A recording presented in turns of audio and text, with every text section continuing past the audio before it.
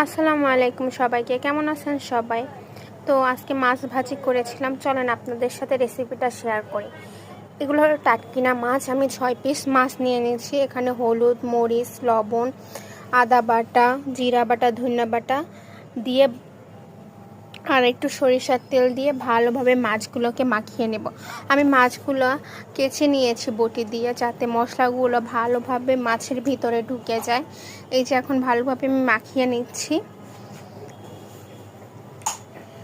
দেখতেই পাচ্ছেন ভালোভাবে মাখানো শেষ। এখন আমি 30 মিনিটের জন্য রেখে দিব। এখন আমি একটা তাওয়া দিয়ে দিয়েছি চুলায়, দিয়ে তেল গরম করে এক এক করে মাছগুলো সব দিয়ে দিব। এই যে আমি মাছগুলো দিয়ে দিয়েছি, দিয়ে এক পিঠ হয়ে গেলে আমি অপর পিঠ আবার ভালোভাবে ভেজে নেব। এই যে মাছগুলো আমার ভাজা শেষ। তো কেমন লাগছে রেসিপিটা অবশ্যই জানাবেন।